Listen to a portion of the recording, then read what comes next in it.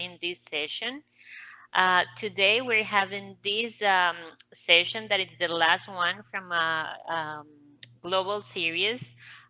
We started early this year with a webinar on next philanthropy. Then we discussed collaboration, and today we will have the opportunity to hear our speakers on power issues. All of them are very important topics that were addressed on the Global Landscape report, a report that we launched last year in 2018.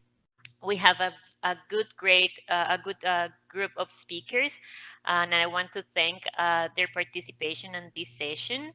They are Chandrika Sahai, coordinator at Philanthropy for Social Justice. We're also waiting for Gerry Salole, chief executive of the European Foundation Center, that it's joining us at this moment. And we also have Jaff Shen, the CEO of Leping Social Entrepreneur Foundation. So I have a few information for you today. This webinar is being recorded and will be available on Wing's YouTube channel. Also, we will have an open floor after our speakers in participation, and we kindly ask you to raise your hand because that will help us to unmute yourself and to hear your comments.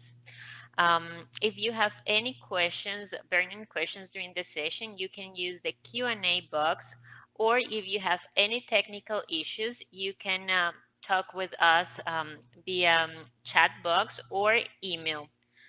So thanks again for being here, and I will let you with Chandrika Sahai, who will be our moderator today. Thank you very much to you all. Thank you, Nadia. Welcome, everyone, and thank you to Wings for organizing this conversation on power issues in philanthropy. It's a much needed and very relevant topic. As Nadia has already said, my name is Chandrika Sahai, and I am the coordinator of BSJP, which is a program to strengthen the civic space, among other things that it does. So before I start setting out the framework for this discussion, I want to point out that technology limits us from having a full-fledged discussion where all of us on this call can participate fully.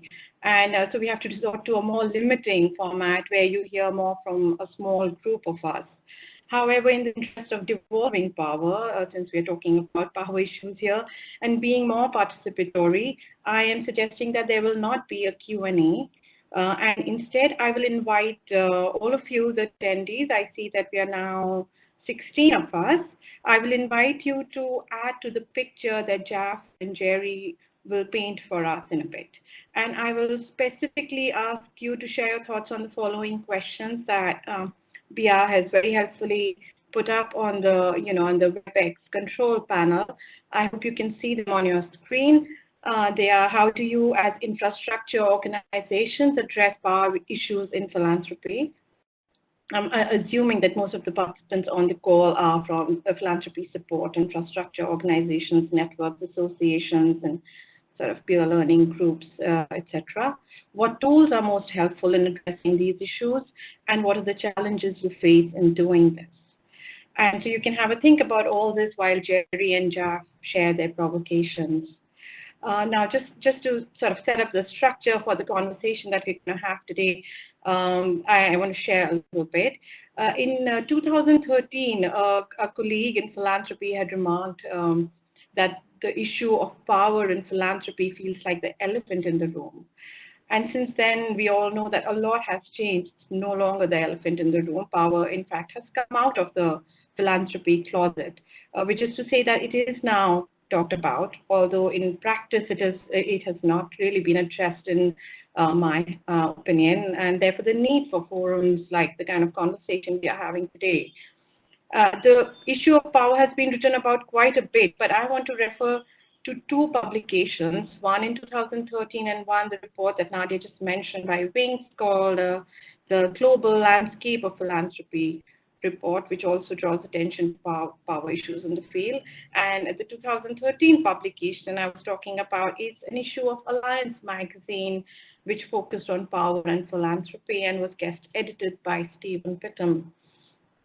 So at that time in 2013, the alliance issue brought into the open the discussion about the fact that money, and even philanthropic money, does confer power. And it raised several critical points vis-a-vis the ways in which power plays out in philanthropy. And I want to bring your attention to three of those. Uh, he talked about private philanthropy's problematic relationship with inequality and tax. It talked about the relationship between philanthropy and civil society, which we know is uneasy, to say the least, and the power and lack of accountability of operating foundations. And these challenges and power issues still vex us, and I even noted in the Landscape of Philanthropy report by Wings 6 years later.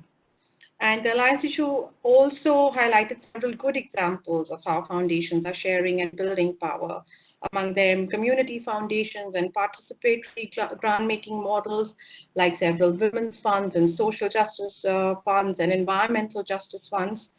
And the report by Wings now has further developed that positive picture, and a number of key trends are highlighted in it, such as the rise of individual giving, not just by the very wealthy, but also by ordinary people. And then this trend has been remarkable in Russia, I believe, and to a small extent, it's now picking up in other emerging markets like India. And it also talks about the growing community philanthropy movement, which, as many of you may know, is represented by the Shift the Power campaign that's really taken sort of the philanthropy social media by storm, and it's posing a challenge to traditional development approaches. And also it talks about several new methods of giving opened up by technological advances. So some of these trends have helped to make philanthropy more democratic and use its power as a lever to build more power, more agency and resilience in the communities it seeks to serve.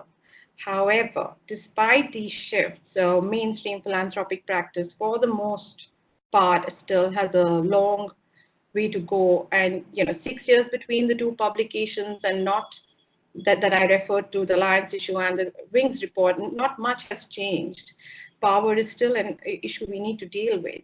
And of course, it also serves as a reminder that power is a systemic issue, and it's not going to go away with a few attempts and just by calling it out. It needs, sustained, persistent efforts by all actors, including those of us on the call who represent sort of the philanthropy support infrastructure sort of space.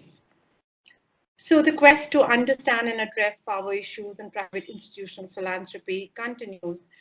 And, I want to sort of frame this with two questions.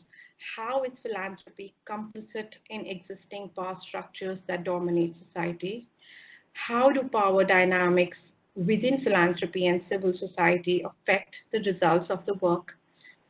And a third one I want to add, which is actually the most pertinent question for today, which is that as philanthropy support organizations, what is our role in this power equation? What can we do to devolve power to voices at the margins within philanthropy, to share power within our networks, and ultimately to shift power to communities that philanthropy seeks to serve? So that's enough from me. That's just sort of to get us started. And I will now turn to Jaff and Gerry to share their thoughts. And Nadia has already introduced them briefly, but I will request them to say a bit more about themselves, and then from their very diverse perspectives, tell us how they are dealing with this issue. And I'll ask Jaff to go first. And Jaff, the floor is yours, and you have 10 minutes. All right, thank you. So, hello everyone. I'm Jaff Shen from Leping Social Entrepreneur Foundation from China. I started 10 minutes from 19 years ago. When I was at my 30, I sold out my company as a .com company, got some financial freedom, and at that time, lots of people choose to immigrate. Till now, it's still a very big trade in China for those so-called successful people. So I pay a visit to Australia, Canada, and US and see if I would like to be an owner of a farm and ride a horse there, and I still feel I'm too young for that. So one question for me is, can I go back and see if I can help to transform China society into somewhere I really want to live? So that begins the journey, my personal journey, to learn how to do things in social sector after 10 years in business sector.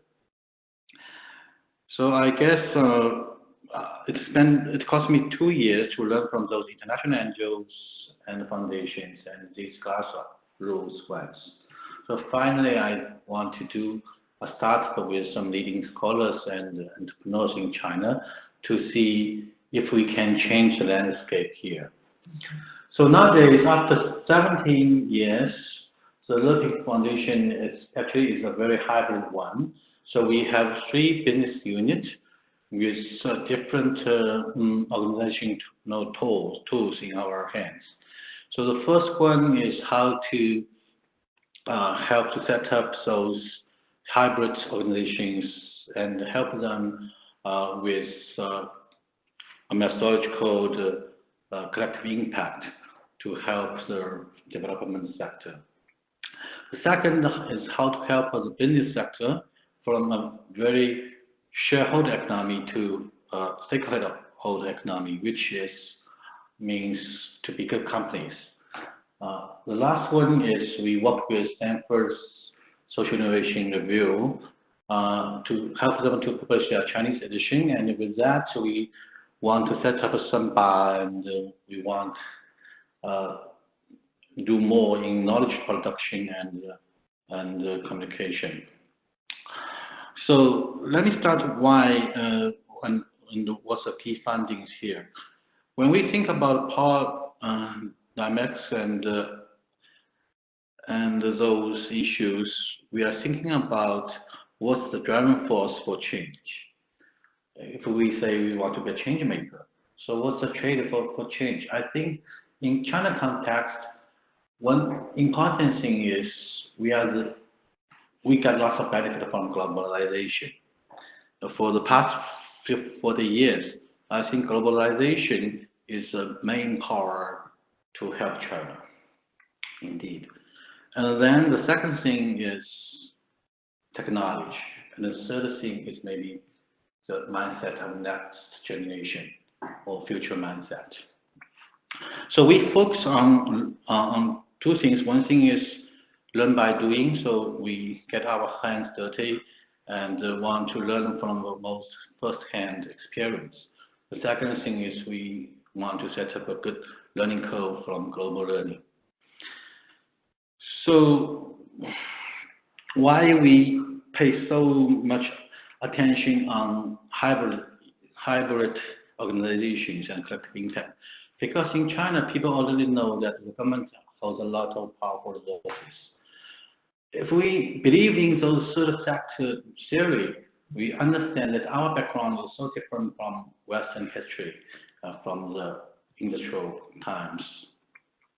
So actually here, NGOs don't have the role to be a watchdog or to lots of rights protection and other things. Actually, the business sector plays a very big role in service as a service provider for lots of things, and the government do that.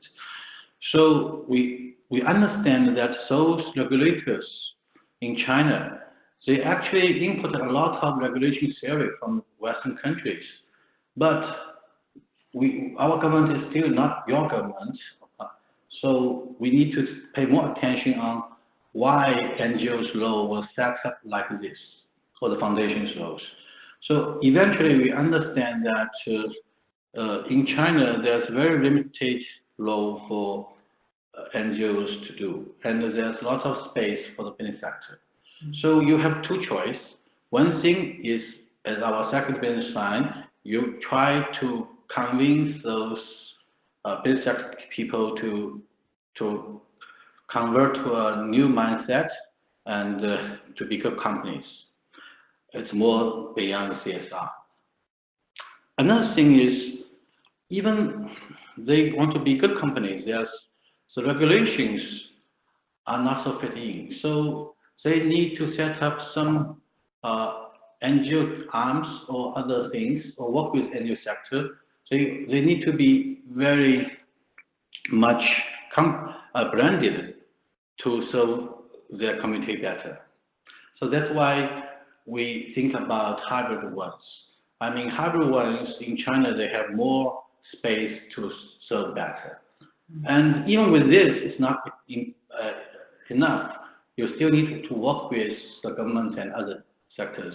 So that's why, I mean, if you want to scale the service, if you have great prototyper, then collective impact is still very important. That's why we say that we focus on this.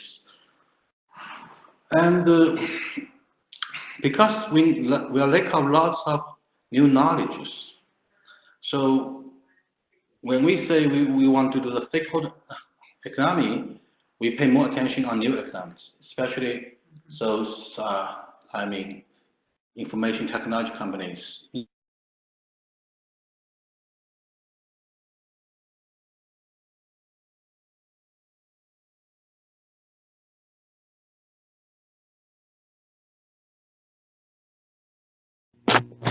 Jaff, this is Nadia. We're not hearing you anymore. Something happened with your microphone, I think. Can you please double check?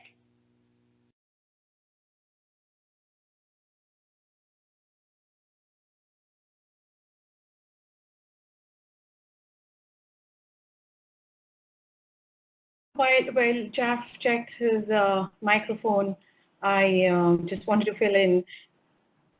Jaff, are you back? So his microphone appear for a second.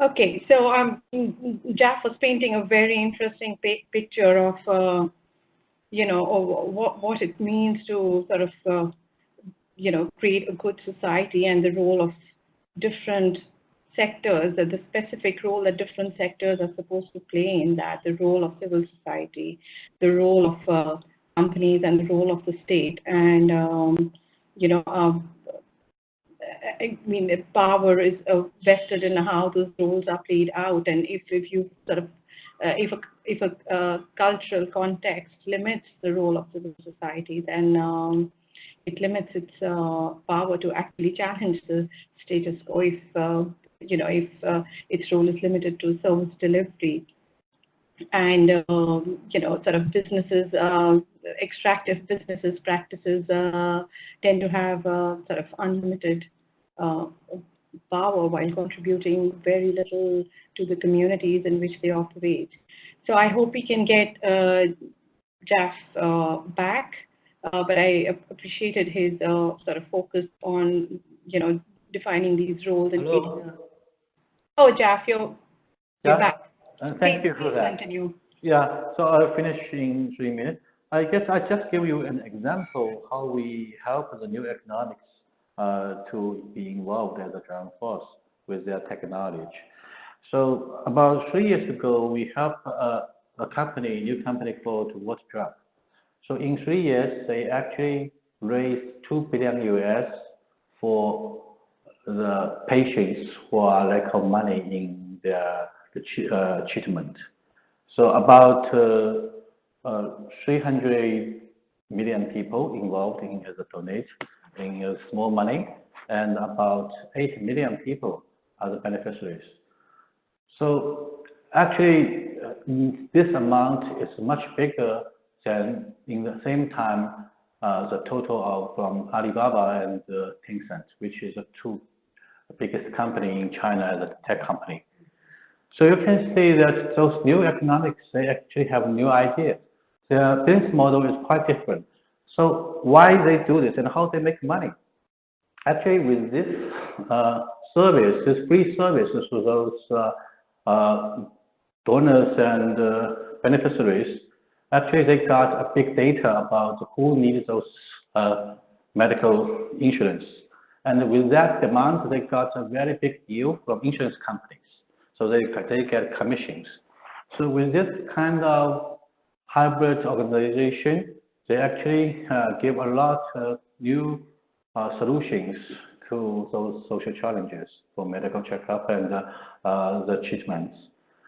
So I just want to give you an understand about in a country like China with a very rapid and significant economic growth, but a very totalism control about those NGO sector.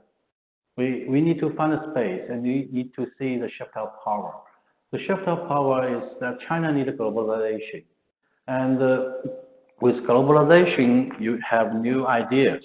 And with tech, you can have the solutions. And with new generation, you have the new mindset, especially future mindset. So if people understand who represents the future, they will shift to that kind of driving force. And those driving force means new power. So I end here and wish to see your comments. Thank you. Thank you, Jaff. That was a very helpful input. Gerry, I'm going to turn to you now without further ado. Thank you, Chandrika. Sorry, I started a little late. So we've been asked to look at several questions by Chandrika. One of them is, can you all hear me? Can somebody send me an affirmative? Because I cannot see the screen. Yes, Gerry, we can hear you perfectly. Okay. So one of the things was, what kinds of power issues do you see most frequently in your networks, and are philanthropic associations complicit in the power imbalance? And then secondly, what privilege, power, and responsibility does one see of all kinds? And third, what are ways in which you address these issues? What are the tools that are most effective? I think these are great questions. And so I will ask your indulgence in saying, starting off by basically saying, we are treating power dynamics in the philanthropic sector as the new zeitgeist. And I'm not entirely sure that I agree this is a new discourse, as new at least as we think it is. And we're going back 3 years, 5 years, 10 years. I think, frankly, this has been with us from the very beginning, and is very likely, actually, power dynamics of one kind or another to stay with us for a long time, because they reassert themselves in all sorts of ways. And the only example I can give is that when I was working in Ethiopia in 1991, so this is for a time when I wrote an article on what I called then the taxation of the beneficiary. And the article was really about an area where, in fact, we think we're going into now, which is the involvement of communities in the thinking through the programs that they get. So the idea of people participating in projects. And even there, power dynamics reveal themselves. And I will never forget one particular village where we had about 27 different agencies all descending on the village, asking for people's time, asking for people to engage in what were their wish lists, what they wanted, and so on. And so you ended up essentially with the village finding itself robbed essentially of the people who were providing labor in the fields, because they were being called to some meetings in order to negotiate and to talk about and plan on projects. So even in the most useful way in which we can engage the people who we're trying to help, we sometimes can exert power dynamics that we don't recognize, let alone when we're dealing with who has the money, who's from the metropolitan center, etc. So I just wanted to say that to begin with. But the second thing I want to talk about is really how short our memories are, and how, as a sector, we tend to reset, recycle, and repeat the things that we do. And I believe that, frankly, learning lessons in our sector seems to be extremely difficult. It's almost like a pillow that you put your head on that is made of a particular kind of substance, and you take your head off, and the pillow reasserts itself into its plastic sort of shape.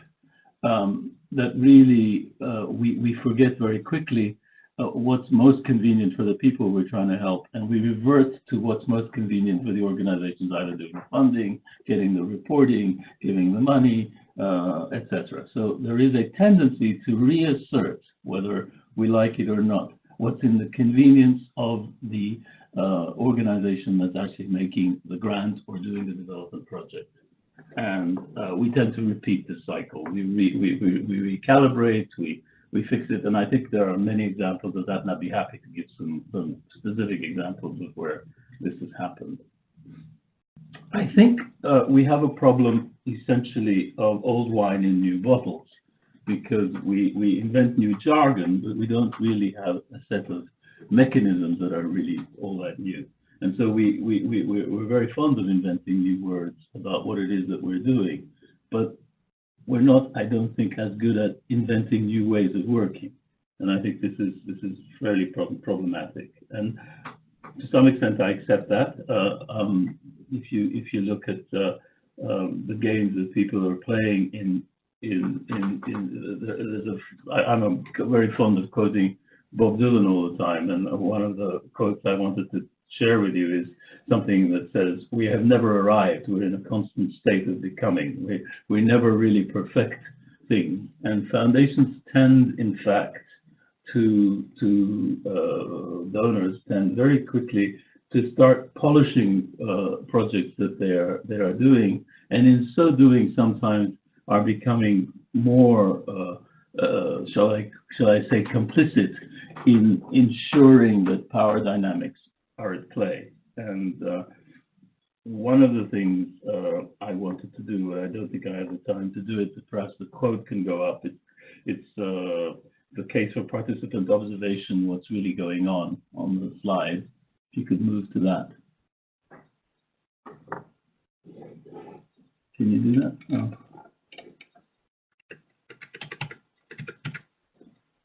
Oh. It says I'm the presenter, but I don't see how I can move the slide. Nadia, can you please help Gerry move the slide? To the case for participant observation. One more click. One more. That's it. Thank you. Yeah. So what I am is an anthropologist, and I've been looking essentially at how this sector works. And I came across a quote that I thought, actually, if you change the word participant observation or anthropology to philanthropy, it would work very well. And if you can think of philanthropy takes time, it's not uncommon for philanthropists to spend many years doing what they do. And initially, they're set down in an unfamiliar place as possibly uninvited guests. But then the field worker is his or her host. And philanthropists have talked a lot about the institution of the gift. They deal with gift giving all the time. And they've shown principles of how giving and receiving are at the core of everyday life. But these principles are equally fundamental to the practice of philanthropy. It is a practice grounded on generosity, on receiving with good grace what is given, rather than seeking to obtain by deceit or subterfuge what is not. This is what distinguishes the field from the laboratory. In the field, you have to wait for things to happen, and you have to move at the pace that it's offered. That's why it takes so long. The laboratory, the world we inhabit, is by contrast a place artfully set up, equipped with experimental apparatus by which things that are either forced or tricked into revealing their secrets. And sometimes we call that data, although literally data is something that is given. In the vocabulary of science, it has come to mean that which is there for the taking. And I often think that what we're doing in our philanthropy work is not letting people take control of the activities. And I think, yes, there has been incredible progress in recent years on trying to give some substance to that. And I think the whole movement around community philanthropy, around local governance, around place-based decision-making, around bringing in citizens to be actually the ones making the decisions about grants and projects is absolutely fundamental. And that, I think, has been extremely useful work. If you can move on to the next page, please. Sorry. Right. So the EFC has been trying to look at its members through this thing called the institutional philanthropy spectrum, looking at the types of resources, size of assets that the foundations have, the use of assets, how they use the different tools they have in their toolbox, how they're governed, particularly important, how governance is changed, how it's regulated, how it manifests itself, how it renews itself, and then practices and behaviors. But I wanted to talk about the central piece right now, the relevance, the roles, functions, and the public good areas, which is what we all the philanthropy organizations that are members of the EFC have a goal around public good that they're essentially talking about in terms of how they are impacting on the communities they want to work. And my problem with that is that it's very much a language, and I'm nervous around the language of impact and measurement, because it's something I do on your behalf rather than something you are doing on your own behalf. And so we really need to find a new way of conceiving what it is and how it is that ordinary recipients of largesse and support are able to actually call the shots. So they're not just at the receiving end perpetually of social engineering aspirations, essentially. I'm at 10 minutes, so I'll stop there. Thank you.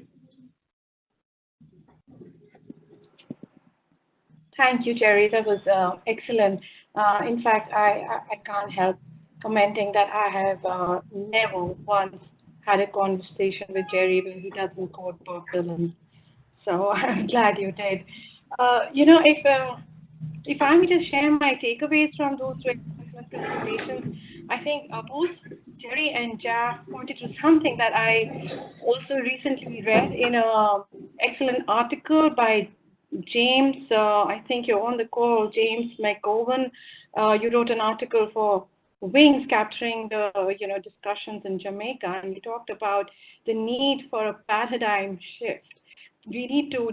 Jaff and Gerry have both talked about how we need to relinquish, how philanthropy needs to relinquish control and relinquish power and sort of conceive a new way of thinking, new ideas. And Jaff talked about how we need to use technological advances in order to then implement those ideas, and we need to shift power to younger people, to the new generation, and also to alternative ways of doing this work that Gerry pointed out, the participatory models, the more sort of grassroots, community-based kind of models. Now, thank you so much, both of you, for these provocations, and I'm going to open the floor for discussion. And my questions to you are over here, but sort of in brief, whatever it is that Gerry and Jaff have said, how do we as philanthropy support infrastructure, how do we enable this shift in power? How do we enable philanthropy to relinquish its power and actually play an enabling role in building power and agency with the communities we seek to serve instead of trying to control it and sort of, be sort of in that mode where philanthropy knows best and here's a handout. So as Nadia has said, and she'll help me do this, if you raise your hand, I should be able to see it, or Nadia will be able to see it, and she will unmute you so you can speak. I apologize, I need to be a bit controlling. We have 24 people on the call, and I want to get in as many inputs as possible. I'm sure all of you have something to share from your experience. So please be as brief as you can. Try to limit your inputs to about 90 seconds to 2 minutes. And go ahead. Don't feel, it's not a compulsion to share, but I hope all of you will. Don't make me start calling you by name. I'm not seeing any hands yet.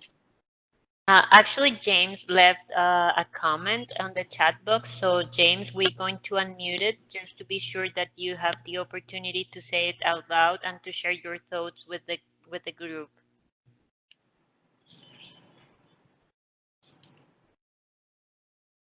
You can go ahead when you want.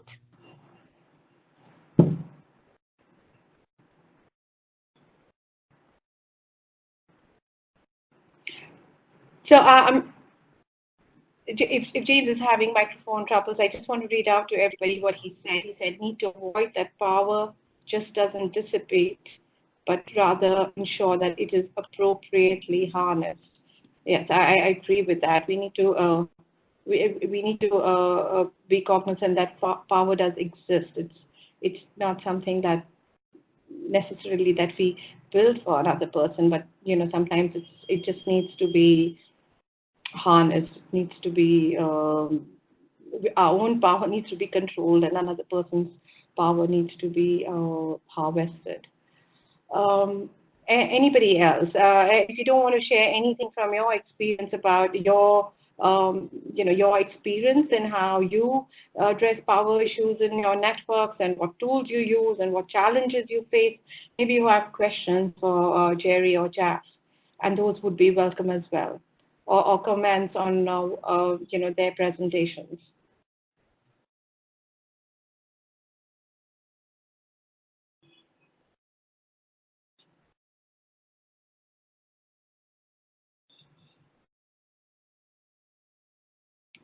Okay. We have a question here from Hannah. It says, could the presenters please comment on the latest debate around Notre Dame fire in Paris and the criticism of philanthropy's power?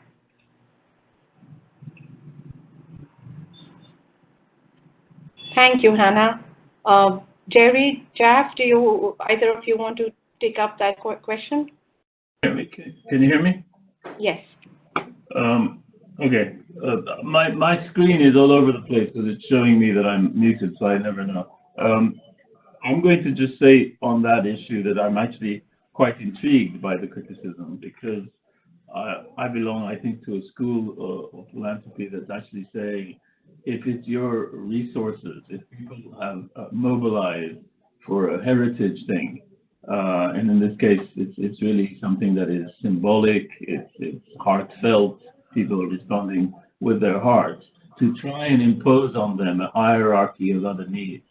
It's a problem that, again, I think has been with the development and the philanthropic sector from the very beginning, that if you're a social engineer, you have a tendency to think that you can tell somebody else what to do with their resources or what's important to them or what is the most important thing. And frankly, there are so many important things. I think personally, for example, that the existential challenge of the environment is more important than anything else at this moment. But I don't think it's okay to be able to impose that on anybody else. And this is one of the issues around philanthropy, is that it is so diverse, and there are so many different needs. And I don't think anybody can actually say, well, I think what you're spending your money on is a waste of time. But that's just the way I feel about it. Thank you, Gerry. Any more comments or questions?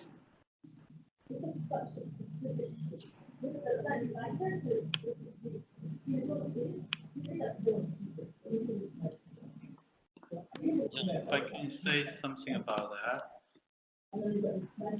Yes, Jaff, please go ahead. Yeah.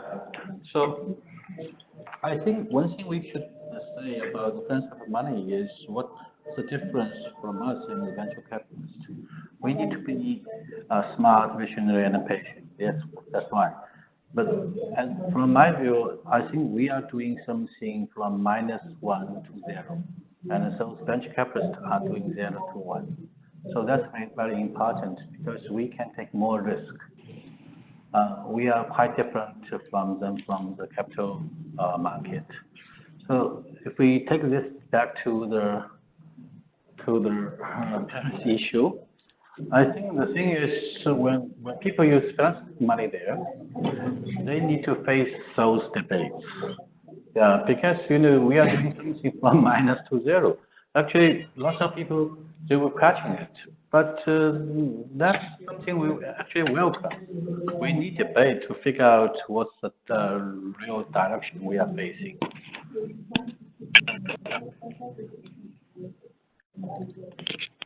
Thank you, Jaff. If I may just add to what Gerry and Jaff said, that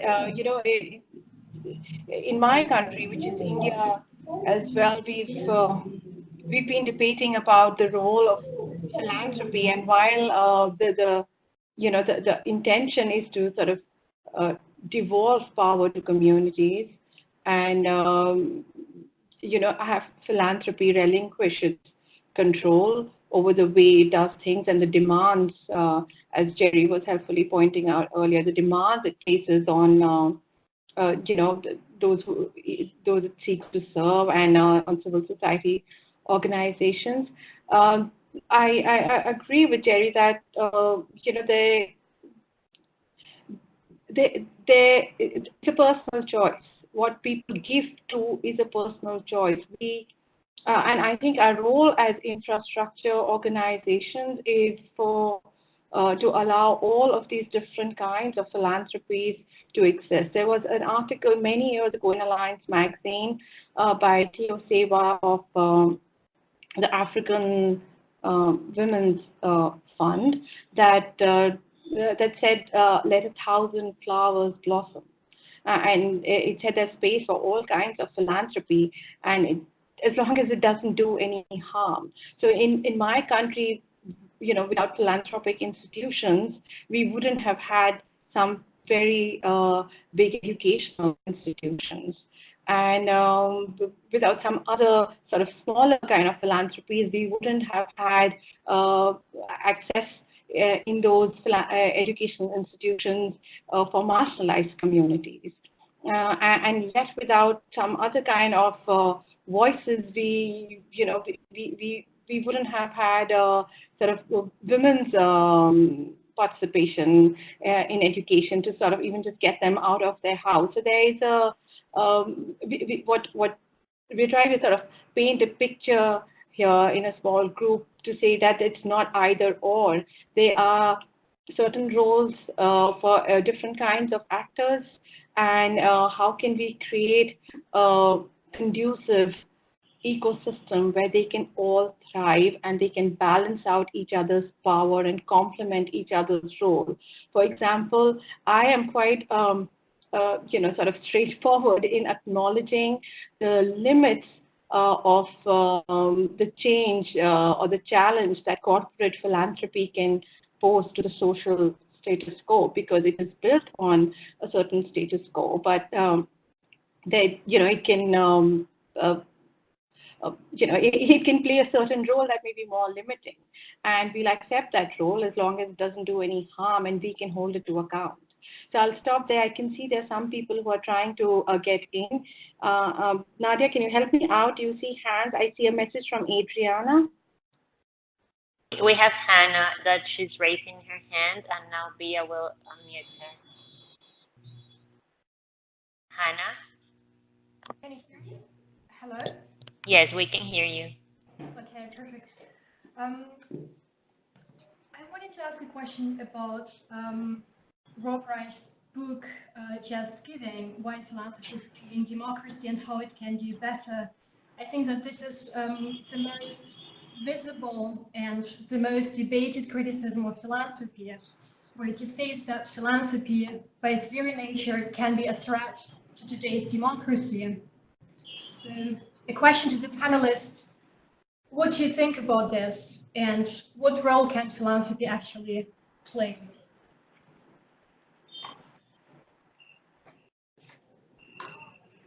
Gerry and Jaff, do you want to take the question? I'm happy to say that I think philanthropy is playing a role in politics already, and to some extent, I don't know. We've asked a group of people to write blogs for the EFC's 30th anniversary, and one of the blogs that we received was from the United States, and it was a very powerful blog. And the blog was essentially saying that the left in the United States has not been able to play the role in politics in supporting peace and social justice and issues like this, human rights stuff, to the same extent as right-wing foundations have been able to support right-wing causes in politics. So actually, a very powerful blog that's asking for foundations that are liberal and progressive to think again about how they engage with those issues. So I think foundations are always playing politics with a small p, because they are engaged in people's lives and they are very aware of how things are.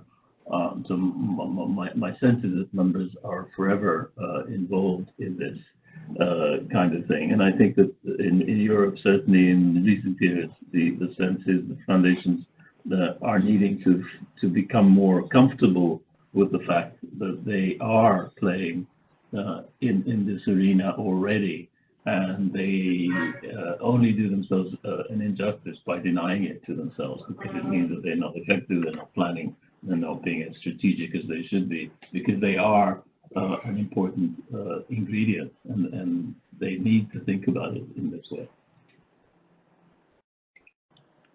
Yeah, yes, I agree with Gerry that we should play a bigger role in politics.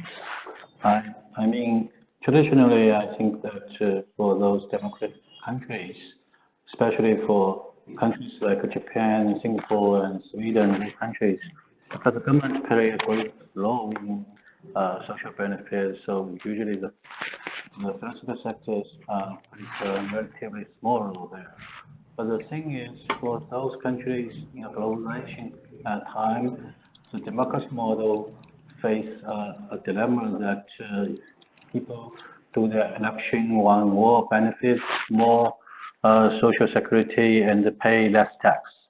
So how the government just cannot afford that.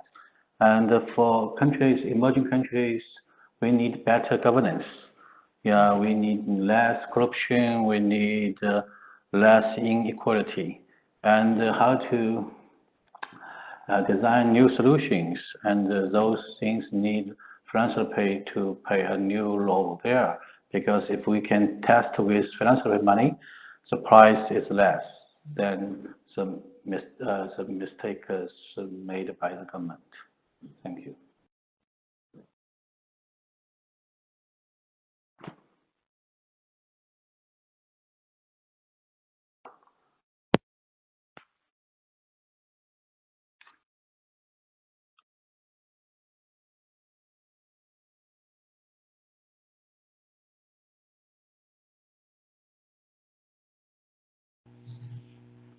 We have another participant. I think Anisha, do you want to say something? Yes, can you hear me? Yes, we can hear you Hello? perfectly. Okay, great. So I just wanted to follow up on the conversation that was happening earlier around philanthropy and the response to Notre Dame and all of that. And I will say that I find it rather peculiar that that conversation comes up in this discussion where we're actually talking about power and the various ways in which power in all its violence and toxicity needs to be dismantled. So as a first point, I don't believe that it's good enough to say that it's a personal choice how people choose to donate. I mean, people don't exist exclusively of the society and the capitalist, violent society that we find ourselves in. So the fact that millions of dollars were fundraised for Notre Dame, regardless of what kind of connection or feeling that people have for it, and the cases of Cyclone Idai in Mozambique and Malawi and Zimbabwe, and how there was such an immense difference, right, in how those two crises were responded to, is actually very indicative of the power dynamics and the violent powers that exist in our society. So it isn't accidental. It's not a personal preference that is objective of everything. It's actually very much indicative of how the West, the global North, is able to pull together all these funds and respond in philanthropic and very incredible ways in matters that the global South and specifically African crises aren't responded to. So we have to work harder. We have to sort of justify why our lives matter and why we need assistance, why we need help. And I mean, if you pull it back and you have a landscape kind of overview of how the capitalist system actually works and how it actually benefits the rich and the wealthy to have so many poor people around the world, surprising that philanthropy is sort of channeled towards specific causes, whereas the rest of us, who are essentially the backbone of which capitalism is built on, have to beg for scraps to actually bury our loved ones and to rebuild our infrastructure and to pull our countries and communities together. So I completely disagree with the notion that it's a personal choice. And further, the idea that it's a debate presupposes that both sides that are arguing are at equal levels, and that's simply not true. The global South is simply not on par with the global North and how the global North is able to respond to certain different kinds of crises, right? But then the wealth and the power that the global North has is directly dependent on the oppression of the global South. And that is the reality of the situation. So I think if we're really going to speak very honestly and in genuine ways about power, we really need to go into the different notions that exist around personal choice and objectivity and subject to and the links and the de-links between the global South and the global North, and how all these systems are intricate and they're very much intertwined, and they inform precisely why we're having this conversation in the first place, about why we're talking about power and how it's coming up, and the necessity behind relinquishing this power. So it's important to have these discussions, but also be very open and honest about how we get here and how these debates are largely unfair, and how often they aren't really speaking truth to this power that we're trying to dismantle. Thank you very much. We also have Benjamin Belody, our executive director. I think that he wants to intervene. Hello, can you hear me? Yes, we can.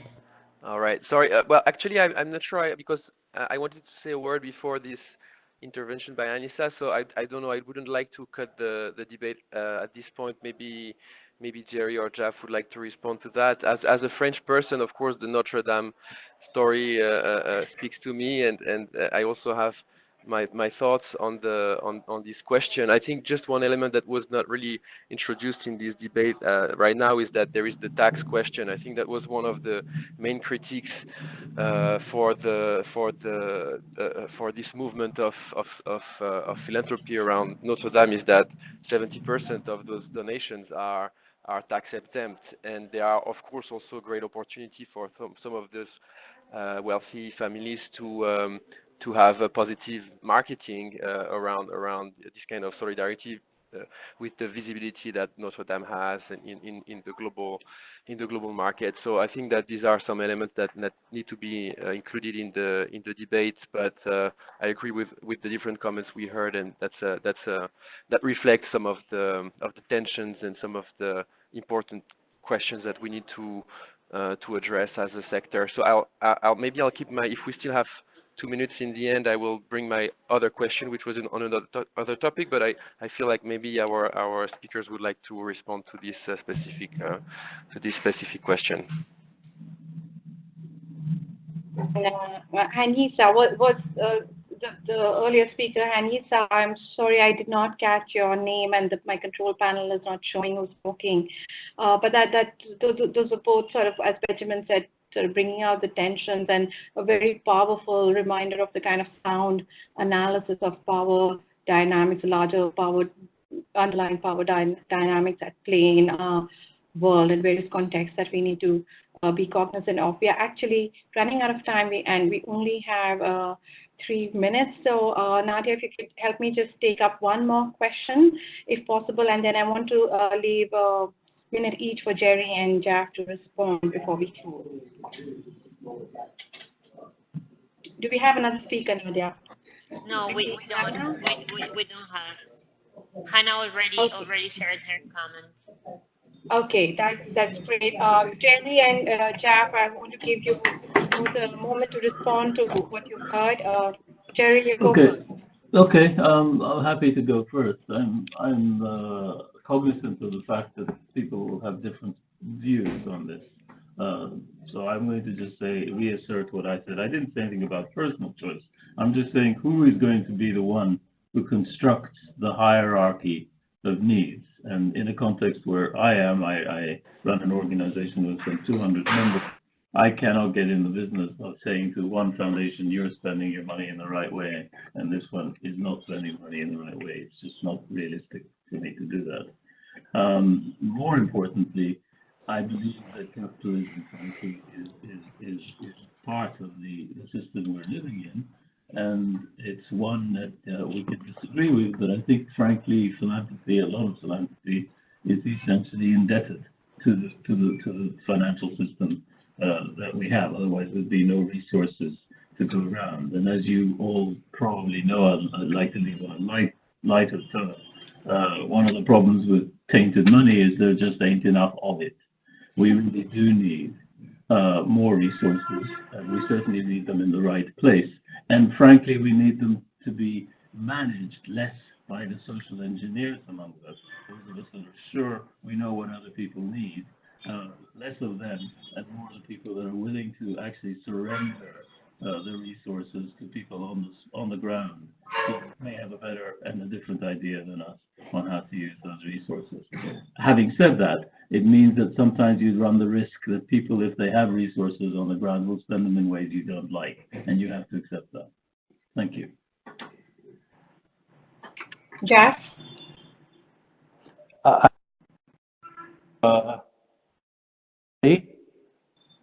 And what I can add is, I think from China's experience, the biggest problem, I think, for Global South is the market is broken. It's not so sufficient and efficient. So my idea is, even for philanthropic money, I think it's a good choice for them is how to help the Global South to set up a better market economy. That's first important things. And another thing I think is in today and in the future, I guess Global South have new chances with globalization. If we can keep this globalization goes on, they have new opportunities because of the population and the young population. So my idea is not how to indicate all those foundations to spend the money and the charity money there. I think that's necessary. That's personal choice. But we encourage more people to think about how to get a better globalization system.